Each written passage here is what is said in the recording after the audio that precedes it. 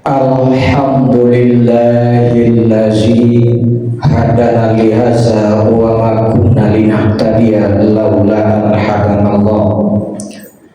Asyhadu an la ilaha illallah wahdahu la syarika lah wa asyhadu anna Muhammadan abduhu wa rasuluh sallallahu alaihi wasallam la nabiyya ba'da. Allahumma fasholli ala Muhammad wa ala alihi wa ashabihi ajma'in, amma ba'du. Fa ya ibadallah, usikum wa iyaya bittaqwallah faqad fazal muttaqun. Ittaqullaha haqqa tuqatih wa la tamutunna illa wa antum muslimun. Qala Allah ta'ala fil Qur'anil Karim, na'udzubillahi minasyaitonir rajim, bismillahirrahmanirrahim. Wal yakhshal ladzina tarakum min khalfihim dzurriyyatan di'afan khafu 'alaihim falyattaqullaha wal yaqulu qawlan sadida. Sadaqallahul azim.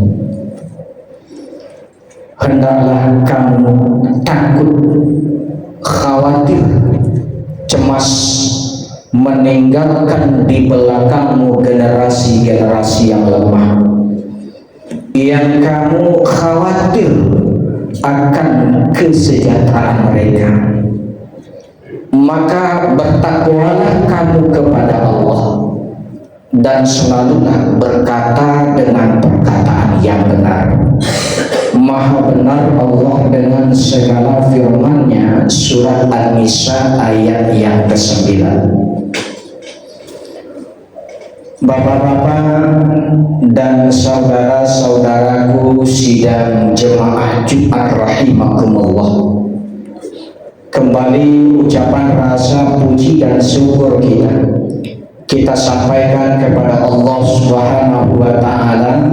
Alhamdulillah, sampai detik ini limpahan rahmat, nikmat dan karunia-Nya masih Allah berikan kepada kita bersama, sehingga kita bisa berhadir di rumah Allah ini dalam rangka melaksanakan kewajiban kita selaku seorang laki-laki yang sudah baligh dan berakal, yakni melaksanakan ibadah Jumat saat ini. Kemudian salawat dan salam buat junjungan kita Nabi besar Muhammad sallallahu alaihi wasallam. Bapak dan saudaraku sidang jemaah Jumat rahimakumullah, masih dalam nuansa Zulhijjah. Tepatnya saat ini kita berada di tanggal 19 Zulhijjah tahun 1447 Hijriah. Di bulan ini ada dua buah ibadah besar yang telah dilaksanakan oleh umat Islam. Pertama, melaksanakan rukun Islam yang kelima, yakni melaksanakan ibadah haji. Dan sebagian dari saudara-saudara kita, mungkin ada kita yang berada di tengah-tengah saat ini, sudah kembali berangsur-angsur pulang ke tanah air mereka masing-masing. Harapan kita, doa kita, semoga saudara-saudara kita yang melaksanakan rukun Islam yang kelima itu memperoleh haji yang mabrur dengannya. Kemudian ibadah yang kedua yang juga telah kita laksanakan adalah ibadah kurban. Bapak dan saudara, sebagian dari rangkaian ibadah haji dan ibadah kurban yang dilaksanakan kemarin merupakan napak tilas sejarah yang harus menjadi tauladan kita. Sejarah siapa? yakni sejarah Nabiullah Ibrahim alaihissalam yang berhasil mendidik, mempersiapkan generasi pelanjutnya yang tangguh, generasi pelanjutnya yang kuat keimanan dan akidahnya kepada Allah Subhanahu wa Ta'ala. Mungkin sudah sering kita dengar disampaikan oleh para ustadz berapa lama Ibrahim mengharapkan seorang anak hadir dalam kehidupannya, dan ketika di usia renta 900 tahun umurnya waktu itu, baru permohonannya yang selalu dia munajatkan kepada Allah dikabulkan oleh Allah Subhanahu wa Ta'ala. Rabbi habli minas solihin, Rabbi habli minas solihin, Rabbi habli minas solihin. Bapak, permintaan dari Nabi Ibrahim alaihissalam itu dikabulkan Allah. Salah satu bukti, Pak, anaknya Ismail alaihissalam ketika diminta oleh ayahnya untuk mau mengorbankan nyawanya agar ayahnya taat dan patuh kepada Allah Subhanahu wa Ta'ala, berdiskusi ayah dengan anaknya Ismail itu. Apa jawab Ismail waktu itu, Pak? Satajiduni, lakukan ayah, kalau memang itu perintah Allah, aku rela, aku ikhlas. Insya Allah ma'as-sabirin, insya Allah engkau akan temui aku tergolong kepada orang-orang yang sabar itu. Bapak, titik ini yang akan coba khotib sampaikan kepada kita bersama, termasuk diri khotib sendiri. Bagaimana sesungguhnya kita mampu mempersiapkan Ismail ke depan yang memang patuh dan taat kepada Allah dan Subhanahu wa Ta'ala, dan mau patuh dan taat kepada perintah-perintah kita. Apalagi, Pak, Indonesia saat ini konon katanya memiliki keuntungan demografis. Apa itu? Memiliki keuntungan generasi-generasinya di masa yang akan datang, di 2045 mendatang akan siap menjadi pemimpin, dan itu terbanyak di dunia adalah di Indonesia ini. Tapi hati-hati, Pak, ikhtiar orang agar ini tak tercapai. Kita sedang perang, kita sedang berikhtiar menyelamatkan generasi-generasi muda kita, karena berbagai propaganda untuk merusak mereka terus bermunculan. Terus disebutlah namanya LGBT. Siapa pelakunya? Banyak generasi muda kita, Pak. Itu penyakit dari zaman Nabi Lut muncul saat ini. Siapa yang mencoba mempropagandakan ini? Dengan apa, Pak? Iming-iming dia katakan bahwa ini adalah hak asasi manusia. Siapa bilang LGBT hak asasi manusia? Laki-laki suka sama laki-laki, perempuan suka sama perempuan. Bukan hak asasi manusia itu. Sangat bertentangan. Yang namanya hak asasi manusia tak bertentangan sedikit pun dengan kodratnya selaku manusia. Manusia kodrat salah satu berkembang biak. Tapi Bapak, propaganda itu muncul terus, seakan-akan tak putus-putusnya. Siapa sasarannya, Pak? Generasi muda kita, anak-anak kita. Apalagi minuman keras, narkoba, dan kenakalan-kenakalan lain yang sasarannya adalah generasi-generasi muda kita. Bapak, Nabiullah Ibrahim alaihissalam berhasil melewati tantangan-tantangan itu. Lalu bagaimanakah kita selaku orang tua? Bisa pulakah kita melewati tantangan-tantangan itu? Kita renungkan firman Allah di dalam surat An-Nisa ayat yang ke-9. Apa kata Allah? Bismillahirrahmanirrahim. Wal yakshal ladzina taraku min khalfihim dzurriyyatan di'afa khafu alaihim falyattaqullaha wal yaqulu qawlan sadida.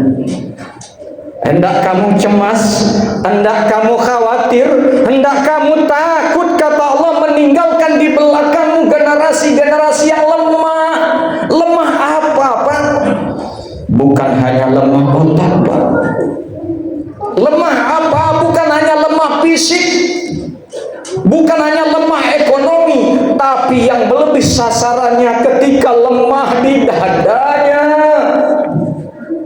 ketika lemah keimanannya kepada Allah Subhanahu wa Ta'ala. Orang yang hanya ini yang diisi, ketika ininya lemah, dia akan menjadi orang yang selalu menipu saudaranya yang bodoh. Orang yang hanya fisiknya diisi, ketika keimanannya lemah kepada Allah Subhanahu wa Ta'ala, dia akan menindas yang lemah. Tapi Bapak, ketika akidah ini diisi, keuntungannya balik ke kita, Pak. Keuntungannya buat kita. Apa jaminan Rasul, Bapak? Iza mata ibnu Adam yanqatu amalihi illa min salasin.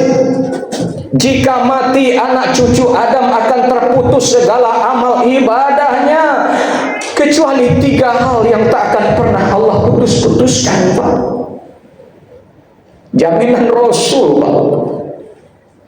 Pertama, sedekah jariyah. Ini masjid alhamdulillah sudah bagus. Insya Allah bagi siapa yang berkontribusi pembangunan masjid kita ini, amalnya akan Allah alirkan terus meskipun kita sudah tidak ada lagi di dunia ini. Yang kedua mana? Ilman yang fa'ubih, kata Rasulullah, ilmu yang bermanfaat. Dan yang ketiga ini, Pak, tema kita, wa walidun sholihan yad'ulah. Anak yang soleh yang mendoakan kedua orang tuanya. Kita siapkan saat ini, Pak. Kita jadikan generasi-generasi kita yang akan bisa nanti menolong kita, membantu kita, mendoakan kepada Allah. Andai kata kita di dalam kubur, ya, diazab oleh Allah, dia minta kepada Allah, ya Allah, andai kata ayah dan ibuku di dalam kubur mendapat azab, tolong jangan diazab, ya Allah. Jadikan kuburnya sebagai taman-taman surgamu, ya Allah. Jadikan harum-harum surga masuk ke dalam kuburnya, ya Allah. Dia akan minta dan minta itu kepada Allah Subhanahu wa Ta'ala. Dan jaminan Rasul itu akan disampaikan Allah kepada kita.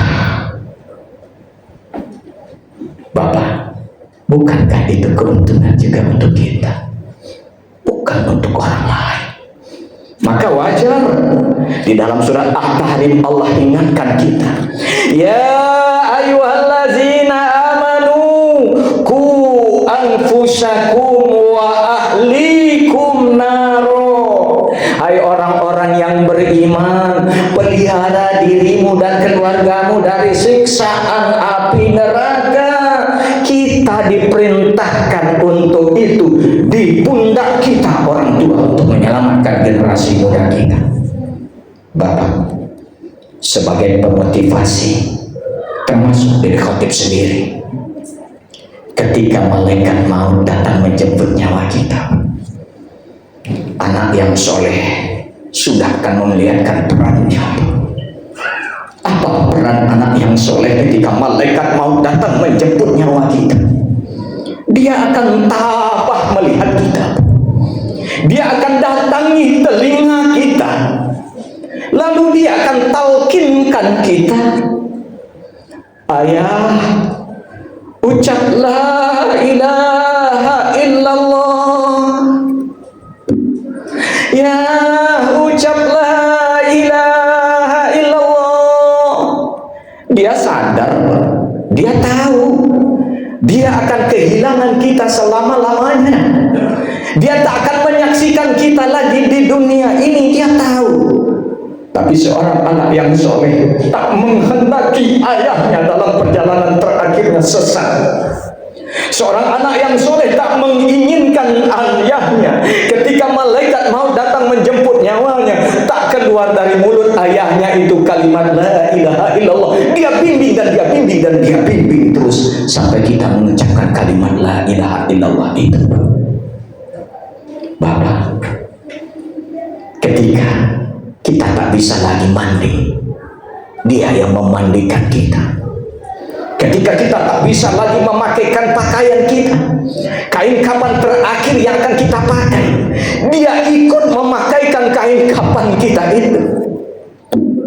Ketika kita tak bisa lagi sholat, orang menyolatkan kita, kita punya anak laki-laki yang kuat imannya kepada Allah Subhanahu wa Ta'ala, karena dia ikhlas menerima ini, dia berdiri di garis depan untuk menjadi imam sholat mayat kita.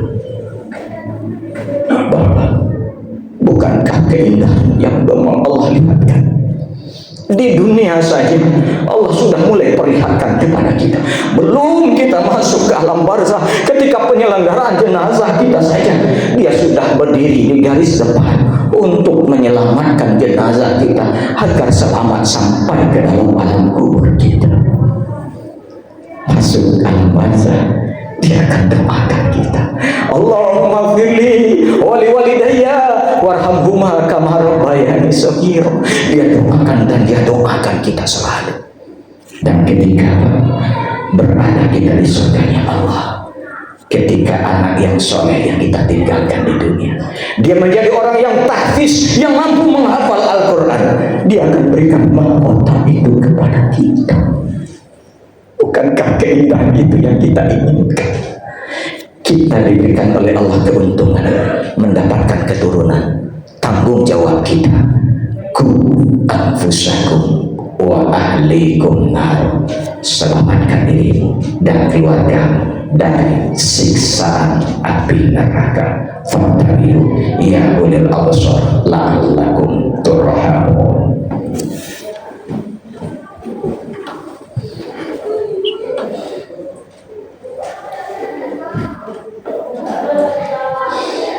Alhamdulillah, alhamdulillahillazi hamdan katsiran kama amar. Asyhadu an la ilaha illallah wahdahu la syarikalah, wa asyhadu anna Muhammadan abduhu wa rasuluh sallallahu alaihi wasallam la nabiyya ba'dah. Allahumma fasholli ala Muhammad wa ala alihi wa ashabihi ajma'in, amma ba'du. Fa ya ibadallah, usikum wa iyaya bittaqullah, faqad fazal muttaqun. Ittaqullaha haqqa tuqatih wa la tamutunna illa wa antum muslimun. Qala Allah Ta'ala fil Qur'anil Karim, na'udzubillahi minasyaitonir rajim. Bismillahirrahmanirrahim. Wal 'ashr innal insana lafi khusr illal ladzina amanu wa 'amilus sholihati wa tawassaw bil haqq wa tawassaw bis sabr. Bapak dan saudara, bulan Zulhijjah adalah bulan terakhir di penanggalan tahun Hijriah. Insya Allah tak berapa lama lagi kita akan memasuki yang namanya tahun 1448 Hijriah.